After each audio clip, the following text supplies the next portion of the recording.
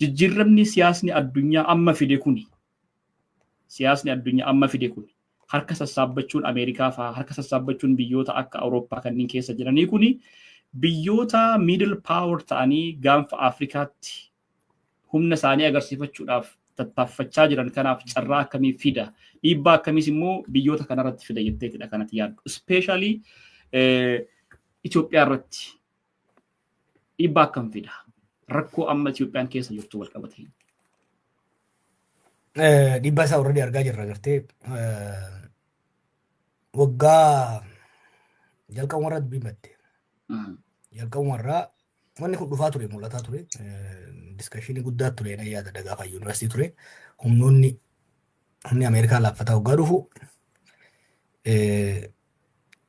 fedhii fi dandeettiin isin biyyoota tasgabbeessuudhaaf qabdu hir'achaa akka deemu kun immoo warra humni isaanii dabalaa deemaa jiruuf carraa akka banu original power sooratan kanaaf akkamitti irraa aanama kan jedhamu marii babal'aatu godhame. Yeroo jijjiiramni bara waggaa 7 dura nu biratti dhufe san wal simate jechuudha. Abii deemee harka Imireetii galee Imireetii wajji jaallummaa keessa seene. Imireet akkuma siin jee ikonomii daldalaati. Investimentii yeroo dheeraa irraa hajaan qabdu. Ayyar baay'ariidha ka barbaaddu. Arra sirraa bittee arra sii gurgurtee arra sirraa bituudha hojiin. Kun fedhii Abiyyiin wal simate. Innis karoora yeroo dheeraa nama qabu osoo hin ta'in nama sirna jaaruu barbaadu osoo hin ta'in nama aangoorra ofii turuu qofa aangoo ofii qofa jabeeffachuudhaaf fedhu waan ta'eef wal simate fedhiin Imireet qabduu fi fedhiin Abii qabdu wal simate jechuudha. Kun Itoophiyaadhaaf kasaaraa fide. Maaliif maallaqa guddaa akka irratti baasan dubbatu fakkeenyaaf warri Imireetii kun. Qabatamatti garuu warshaa tokko ka jaaran agarru daandii tokko ka jaaran agarru reef waggaa jennu misoomni akka guddinni biyya tokko guddate kan jedhamu carraan hojii yoo babal'ate bu'uuraaleen misoomaa kan fayyaa daandii haa ta'u fayyaa haa ta'u barnoota yoo dabale oomishni biyya alaatti erginu yoo dabale foreign direct investment akka investmentiin biyya alaa biyya keenya dhufu biyya fayyade kan jennu carraa hojii yoo babal'ise bu'uuraalee misoomaa yoo babal'ise oomisha keenya guddisee ekspoortii keenya dabaleedha. Imireet qonna keenya guddisuu irratti shoorrii CS jiran jiru. Warshaalee keenya gurguddisuu irratti wanni isiin oomishte nu fayyadde maaltu jira hin jiru. Agartee wanti isiin fayyadde tokkichi yoo jiraate bara warri wayyaanee gadi deemu Abii bira dhaabattee irraa baraaruu dooniidhaan gargaaruu sanii alatti wanti uummata keenya gargaara hin jiru jechuudha. Kun amma garuu miidhaa nutti fide. Haga ammaa faayidaa guddaas qabaachuu baatu at least Abii fayyade jechuu dandeenya turre. Hariiroon nutii fi Imireet waliin qabaachaa turre. Amma garuu balaa nutti fide maaliif? Waggoota torban dabre kanatti Imireet akka feetetti Somaaliyaas, Itoophiyaas, Sudaan keessatti waggaa isin sochootutti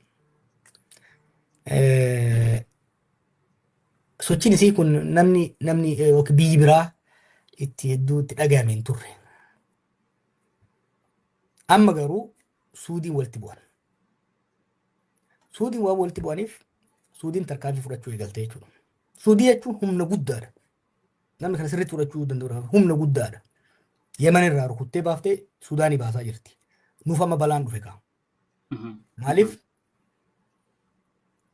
Diinagdeen Suudi is our number one export partner beeki. Addunyaa irratti waan biyya keenya keessa erginu keessa irra guddeessi Suudi Arabiyaa dhaqa. Chaayinaa ol, Ameerikaa ol, Yurooppii ol, biyya kamii ol diinagdeen keenya al ergiin keenya Suudii dhaqa. Nama miliyoona takka oltu lammiin Itoophiyaa Suudii keessa hojjeta. San qofa osoo hin ta'in yeroo gabaabaa keessatti Imireet kabaltee waan baafteef Itoophiyaan immoo Imireet cinaa dhaabbachuu qofa osoo hin ta'in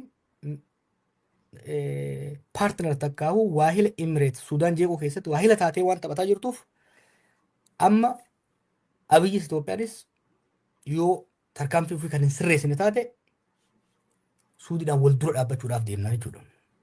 Suudiin waggaa wal dura dhaabbanne immoo gama dinagdeenis gama waan birootinis miidhaa guddaa nurra gahuu danda'a. So amma haala hamaadhaatu as deemaa jira saffisaan tarkaanfiiwwan fudhatamne.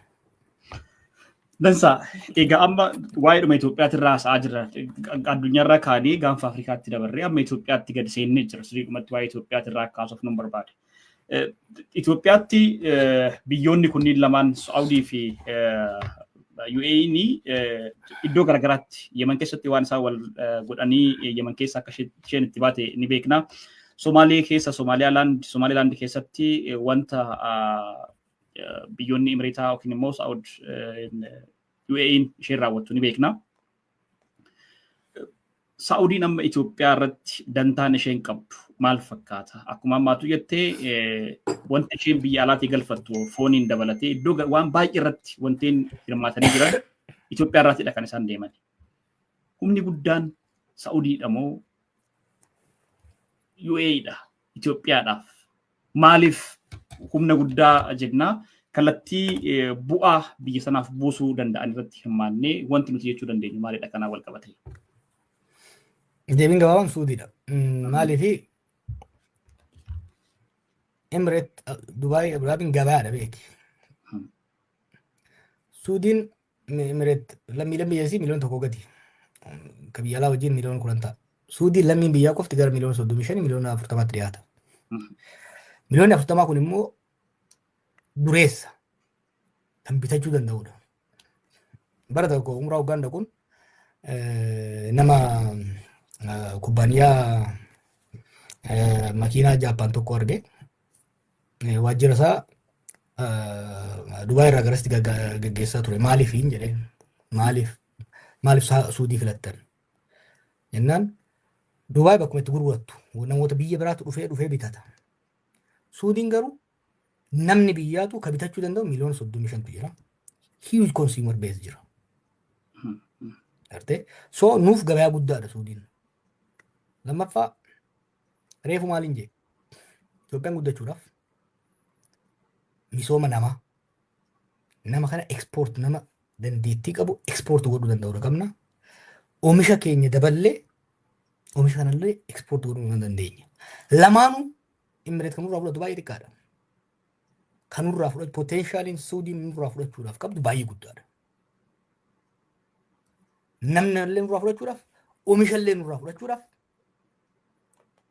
food securityidhaaf immoo dhuftee lafa keenya irratti misooma yeroo dheeraadhaatiif long term industry gochuudhaaf eegalee turan barbara wayyaanee sanii jeneraaloota wayyaaneetii fi daldaltoota tokkotu waliin dadha'ee harka keessaa baase. Waan Suudii keessa deemaa jirullee namni hubachuu danda'u qaba. Transformation guddaatu dhufaa jira hoogganaa amma jiru MBS kana jalatti. Suudiin akka durii miti. Biyyoota regional qofan ta'an sadarkaa addunyaatti super power ta'uu danda'an jedhamanii tilmaamaman keessaa hirkattummaa gaazaa keessaa ba'aa jiru. Humna guddaadhaan saffisaan guddachaa kan deeman jechuudha. Naannoo san qabatanii akka arbaatti ka'uu biyya danda'udha Suudiin. Ani Emireetiin walitti haabuun jechuu osoo hin ta'in faayidaan imaammanni biyya tokko hariiroon biyya tokko biyya biraa wajjin qabdu misooma cimsuu irratti, misooma yeroo dheeraa cimsuu irratti, misooma nama, misooma qonna kana cimsuu irratti yoo laalle kan nu fayyadu biyyoota akka Turkii, biyyoota akka Suudii kana wajjin ta'uu yoo danda'ame isaa wajjin sundaa wajjin ta'uu osoo addaan hin filatin garuu biyyoota Suudii fi Turkiidhaa fi biraa fi diina ta'an wajjin dhaabbannaan jidduutti macalaaffamuudhaaf qophaa'uudha jechuudha.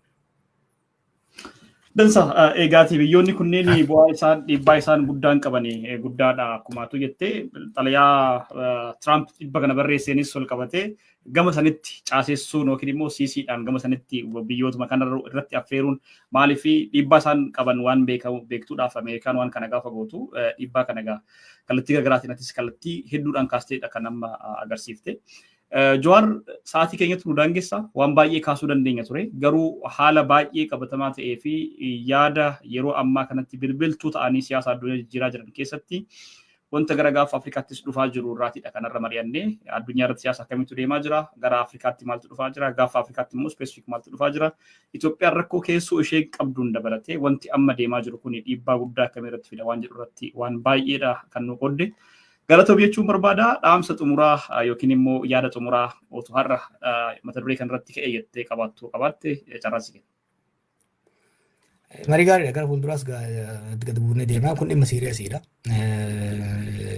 Dhimma yeroo dheeraa as dhimma ji'oopolitiksii irratti raafama guddaa jijjiirama guddaa waan fiduudhaa deemuudha. Akkuma ummati kaafte fakkeenyaaf dhimma laga Mormor takka Abbaayeen wal qabatee haga amma jala baraaramneerra amma garuu Ameerikaa Suudii gara Ijipti ta'aniiti kan dhufaa jiran. Suudiin dur afaan malee agasmara nurratti dhiibbaa gochuudhaaf agasmara hin deemtu turte. Amma garuu daansiin nuti Imireetii fi humna riphee lolaa Sudaan wajjin biyya Itoophiyaa gootu kun itti fufnaan gama lachuunu gama bishaanitiin yaaliin Abiifaan asal qabachuudhaa deeman Suudiin hin ayyamtu kan namni gochuu danda'udha. San qofa osoo hin ta'in gara bishaaniitiinis Ijiptirraa aananii saanduuchiin gochuudhaaf carraan jiru guddaadha. Kanaaf of eeggannoo guddaadha gaafata. Akka Oromoottis akka Itoophiyaattis haala deemu kana sirriitti hordofuu barbaachisa. Sirriitti hordofanii dantaa uummata saba keenyaas dantaa biyya keenyattis kan yeroo gabaabaatii fi yeroo dheeraatis jijjiirama addunyaa irratti dhufaa jiru fakkeenyaaf kanuma siin jedha. Fakkeenyaaf gaafa qabsoo qeerroo san UN jennetti UN duratti hiriira baana ture. State Department duratti hiriira baana ture. That doesn't make sense anymore. Waggaa torba saddeet keessatti beeki. Maaliif haala amma deemu kanaan UN waggaa 5 booda waan jiraatu illee fakkaatu. Ameerikaan amma mallaqa isaanii kennitu I think biliyoona 8 irraa gara biliyoona 2 akkatti gadi buufte jechuudha. Practically yeroo gabaabaa keessatti irrelevant ta'uu danda'u. Hireen uummata keenyaatii fi hireen biyya keenyaa amma warra gurguddaa sanii al caalaa warra naannoo keenya jiran kanaan harkatti kufaa jira jechuudha. Kanaaf hariiroon dippiloomaasii nuti qabnus hariiroon diinagdee nuti qabnus jara kana wajjin ta'uu qaba. By the way erganii dhaabee hojiin guddaan an hojjedhee fi hariiroon guddaan hojjechaa ture gara biyyoota keessa deemuudhaan hayyoota isaaniitii wajjin dippiloomaatota isaaniitii wajjin quunnamtii uumuu neetworkii uumuudha. Hubannaa nama qabu kanaafis hedduu na fayyade. Warra Imireetis, warra Suudis, warra Maalis hunduma isaanii quunnamaa dubbisaa hayyoota isaanii instituutiona isaanis hamma tokko dubbisaatiin ture. Kanaaf yeroo yeroodhaan dhufee uummatni keenya akka hubannaa isaa horatuuf uummata keenya gaanda'u kabiraa dhiisii warrummaa mootummaa keessa jirus dubbiin ta dura akka hin taane dubbiin hubannaa guddaa akka gaafatu daayinaamik ta'anii flexible ta'anii deemuudha gaafata. Yeroo adda addaatti dhiyaannee dhimmoota kanarratti hordofaa uummata keenya hubachiisaa deemna. Tole Jawaar hedduu galatoomee egaa har'a akkuma isin jedhe waan baay'eetu nu daangesse sa'aatiin nu daangesse daawwattoota keenyas gabanumaan dhiifama gaafannaa. Sagantaan keenya hin gabaabbatee namoonni baay'een sagantaan hin raawwatamoo jedhaniiti dhaqomii dhiyeessaa jiru yaadaanii eeyyeen hin gabaabbatee itti deebina kana booda anis gara miidiyaatti deebi'een jira waan ta'eef Jawaaris ni jira namoota hayyoota birootis qabannee dhimma kanaa fi kana wal fakkaatan irratti sagantaa yeroo garaagaraatti kan isin biraan geenyu ta'a har'aaf garuu waan nu faana turtaniif hedduu galatoomaa.